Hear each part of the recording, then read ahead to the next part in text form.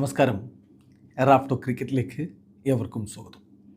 IPLൻ്റെ താരലേലം കഴിഞ്ഞ് സ്ക്വാഡ് അനാലിസിസിലൂടെ കടന്നു പോവുകയാണ്. നമ്മൾ ഓൾറെഡി 8 ടീമുകളുടെ സ്ക്വാഡ് അനലൈസ് ചെയ്ത് കഴിഞ്ഞു. ഇനിയിപ്പോൾ ഈ വീഡിയോയിൽ നമ്മൾ ഫോക്കസ് ചെയ്യുന്നത് ലക്നൗ സൂപ്പർ ജയൻസിനെയാണ്. ലക്നൗ സൂപ്പർ ജയൻസിന് പണി പാളിയോ ഇന്നലെ ഓപ്ഷനിൽ?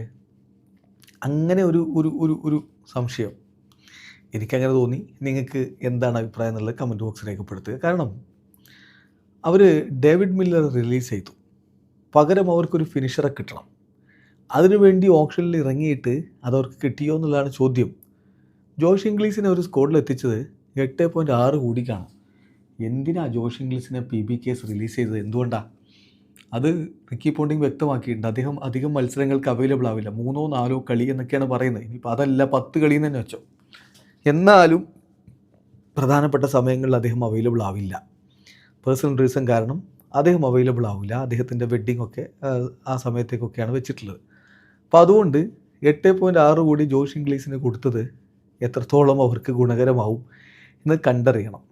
പിന്നെ നോക്കുക, മുകുൾ ചൗധരിക്ക് വേണ്ടി, അൺക്യാപ്ഡ് മുകുൾ ചൗധരിക്ക് വേണ്ടി 2.6 കോടി മുടക്കി. മുകുൾ ചൗധരി അവർക്ക് വേണ്ടി സ്റ്റാർട്ട് ചെയ്യുമെന്ന് നിങ്ങൾ കരുതുന്നുണ്ടോ? അപ്പോൾ അതില്ലെങ്കിൽ ആ പണവും എത്രത്തോളം നല്ല രൂപത്തിൽ ഉപയോഗപ്പെടുത്താൻ പറ്റുമെന്ന ചോദ്യമുണ്ട്. പിന്നെ വാനിന്ദു ഹസരംഗയാണ് ഇപ്പോൾ രവി ബിഷ്ണോയ്ക്ക് പകരം സ്ക്വാഡിലേക്ക് വന്നിട്ടുള്ളത് സ്പിന്നറായിട്ട്. അത് അവരുടെ ബാറ്റിങ്ങിന് അനുകൂലമാവും എന്ന കാര്യത്തിൽ തർക്കമില്ല, കുറച്ച് ഗുണം ചെയ്യും. കാരണം രവി ബിഷ്ണോയേക്കാൾ നന്നായിട്ട് ബാറ്റ് ചെയ്യാൻ കപ്പാസിറ്റിയുള്ള ആളാണ് വാനിന്ദു ഹസരംഗ. അദ്ദേഹത്തിൻ്റെ സ്പിൻ ബൗളിംഗ് കപ്പാസിറ്റി പ്ലസ് ഈ ബാറ്റിംഗ് എന്നുള്ളത് അഡീഷണൽ ആയിട്ടുള്ള ഒരു പ്ലസ്സാണ്.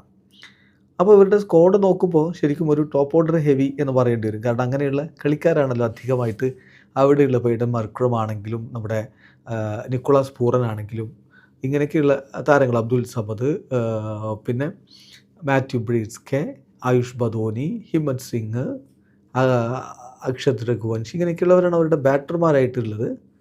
അപ്പം അത് സംഗതി വളരെ വ്യക്തമാണ്, ഒരു ടോപ്പ് ഓർഡർ ഹെവി എന്ന് വേണമെങ്കിൽ പറയേണ്ടി വരും. പിന്നെ നോക്കുക, അവർ പേസ് ബൗളറിലേക്ക് അവർ പ്രധാനമായിട്ട് എടുത്തത്, പേസ് ബൗളിംഗ് ഭാഗത്തേക്ക് എടുത്തത് ആൻഡ്രിക് നോർക്കിയാണ്.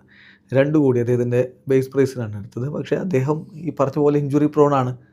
നമുക്കറിയാവുന്ന പോലെ അവരുടെ സ്ക്വാഡിലുള്ള പല ഇന്ത്യൻ പേസർമാരും ഇഞ്ചുറി പ്രോണാണ്. അപ്പോൾ മോസിൻ ഖാൻ, അതുപോലെ തന്നെ പിന്നെ ആവേഷ് ഖാൻ, ഇങ്ങനെയൊക്കെയുള്ളവരാണ് അവരുടെ സ്ക്വാഡിലുള്ളത്. മുഹമ്മദ് ഷാമി ഇപ്പോൾ അങ്ങോട്ടേക്ക് എത്തിയിട്ടുണ്ട്. ഷാമി ഇപ്പോൾ നന്നായിട്ട് എറിയുന്നു, പക്ഷേ കഴിഞ്ഞ കുറച്ച് കാലങ്ങളായിട്ട് ഇഞ്ചുറിയിൽ പെട്ട് ബുദ്ധിമുട്ടിയിട്ടുള്ളതാണ്. മായങ്ക് യാദവ്, ഇങ്ങനെയൊക്കെയുള്ള താരങ്ങൾ പലരും ഇഞ്ചുറി കൊണ്ട് വലയുന്നവരാണ്. ആ കൂട്ടത്തിലേക്കാണ് മറ്റൊരു ഇഞ്ചുറി പ്രോണായിട്ടുള്ള പേസറെ കൂടി എത്തിച്ചിരിക്കുന്നത്. അപ്പോൾ ആ അർത്ഥത്തിൽ നോക്കുമ്പോൾ എവിടേക്കോ ഓപ്ഷനിൽ പണി പാളിയോ എന്നൊരു തോന്നലാണ് എനിക്കുള്ളത്. നിങ്ങളുടെ അഭിപ്രായങ്ങൾ കമൻറ്റ് ബോക്സിൽ രേഖപ്പെടുത്തുക. ഇതിൽ അവരുടെ ഫുൾ സ്ക്വാഡ് നോക്കാം. ബാറ്റർമാരായിട്ട് Abdul Samad, Ayush Badoni, Matthew Breetzke, Himmat Singh, Aiden Markram, Akshat Raghuvanshi. Wicket കീപ്പർമാരായിട്ട് Rishabh Pant, Nicholas Pooran, Josh Inglis, Mukul Choudhary. ഓൾറൗണ്ടേഴ്സായിട്ട് അർഷിൻ കുൽക്കർണി, വാനിന്ദു ഹസരംഗ, മിച്ചൽ മാർഷ്, ഷഹബാസ് അഹമ്മദ്. സ്പിന്നേഴ്സായിട്ട് ദിഗ്വേഷ് രാത്രി, സിദ്ധാർത്ഥ്.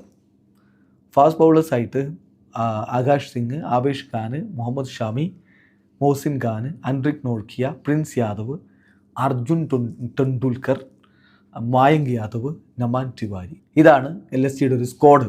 ഇനി ഇന്ന് നമ്മൾ ഒരു ബെസ്റ്റ് പോസിബിൾ 12 നോക്കിക്കഴിഞ്ഞാൽ ഞാൻ പറഞ്ഞ ആ ടോപ്പ് ഓർഡർ ഹെവി എന്നുള്ളത് എനിക്ക് കൃത്യമായി മനസ്സിലാവും. മിച്ചൽ മാർഷും ഈഡൻ മർക്രമും ചേർന്ന് ഓപ്പൺ ചെയ്യും. നിക്കോളാസ് പൂറൻ പിന്നാലെ വരും. Number 4 Rishabh Pant, then number 5 Ayush Badoni, Abdul Samad number 6, then Wanindu Hasaranga, Shahbaz Ahmed, Avesh ഖാനോ മോസിൻ ഖാനോ ഉണ്ടായിരിക്കും നമ്പർ 9, ദെൻ മുഹമ്മദ് ഷാമി, മായങ്ക് യാദവ്, ദിഗ്വേഷ് റാത്തി. ഇതാണ് നമ്മൾ പ്രതീക്ഷിക്കുന്ന അവരുടെ ഒരു പ്രോബിൾ 12. ഒറ്റ നോട്ടത്തിൽ പ്രോബിൾ 12 അത്ര വലിയൊരു ഇഷ്യൂ ഇല്ല, ഓക്കെയാണ് എന്ന് ഫീൽ ചെയ്യും. പക്ഷേ ഈ പറയുന്ന ഇഞ്ചുറി പ്രശ്നങ്ങളും ജോഷ് ഇംഗ്ലീസിനെ എത്ര മത്സരങ്ങൾക്ക് അവൈലബിൾ ആവും എന്നുള്ള കാര്യവും എല്ലാം കൂടി ചേർക്കുമ്പോൾ എവിടേക്കെയോ കാര്യങ്ങൾ മിസ്സായി എന്ന ഫീലുണ്ട്. വീഡിയോ അവസാനിക്കുന്നു. ക്രിക്കറ്റ് ലോകത്തെ കൂടുതൽ വിശേഷങ്ങളുമായി റാഫ്റ്റോക്സ് കൊണ്ടുവെത്താം.